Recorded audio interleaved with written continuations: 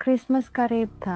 शहर रोशनियों और रौनक से भरा हुआ था, लेकिन जॉन, एक तन्हा राइटर, एक अजीब सी उलझन में था। उसकी नोटबुक खाली थी और उसका ज़हन भी। हर साल वो एक कहानी लिखता था जो लोगों के दिल जीत लेती थी, लेकिन इस बार उसका दिमाग बिल्कुल खाली था। उसने सोचा कि शायद शहर के शोर से दूर जाने का वक्त आ गया है।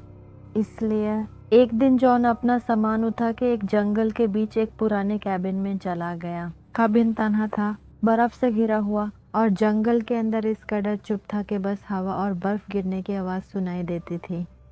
पहली रात जॉन फायरप्लेस के पास बैठकर सो गया, लेकिन आधी रात को एक अजीब सी हलचल ने उसकी आंख खोल दी। उसने समझने की कोशिश की कि उसकी आंख कैसे खुली, लेकिन जवाब नहीं मिला। वो थोड़ा घबराया, लेकिन फिर अपने कैबिन की खिड़की की तरफ देखने लगा। बाहर की सफेद बर्फ में एक स्नोमैन खड़ा था। जॉन हैरान हो गया। यह स्नोमैन किसने बनाया होगा, उसने सोचा।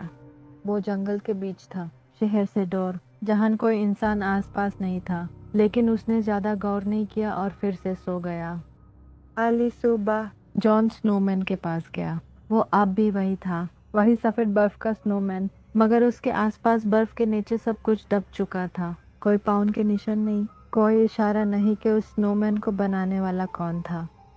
जॉन वापस कैबिन के अंदर चला गया, लेकिन उसका दिल चैन में नहीं था। उस रात जब वो फिर सोया, एक और हलचल ने उसकी आंख खोली। फिर से उसने समझने की कोशिश की, लेकिन जवाब नहीं मिला। शायद यह डेजावू था या कोई ख्वाब, उसका दिल नहीं समझ पा रहा था। मगर उसने खिड़की के बाहर देखा तो स्नोमैन अब कैबिन के ज्यादा करीब था। वो स्नोमैन कैसे यहाँ आ गया, जॉन सोचता रहा, लेकिन जवाब नहीं मिला। उसने इस सोच को नजरअंदाज कर दिया और फिर से सो गया। तीसरी रात कुछ और हुआ। जॉन ने एकदम से अपनी खिड़की पर स्नोबॉल टकराने की आवाज सुनी। इस बार उसे पूरा यकीन था कि किसी ने उसकी खिड़की पर स्नोबॉल मारी है। उसने तुरंत खिड़की के बाहर देखा और उसका दिल धक से रह गया।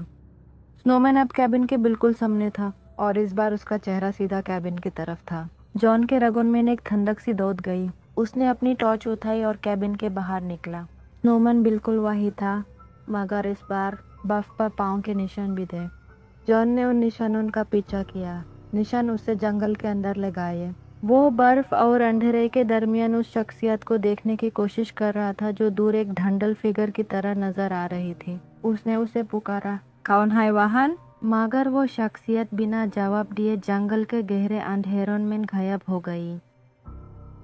जॉन कैबिन वापस आया, लेकिन अब उसका दिल घबराया हुआ था। सुबह होते ही उसने कैबिन छोड़ दिया और वापस शहर की तरफ चला गया। वो स्नोमैन, वो हलचलें, वो पाँव के निशान, सब कुछ उसके जहन में घूम रहा था। उसे समझ नहीं आ रहा था कि ये सच था या उसका वहम।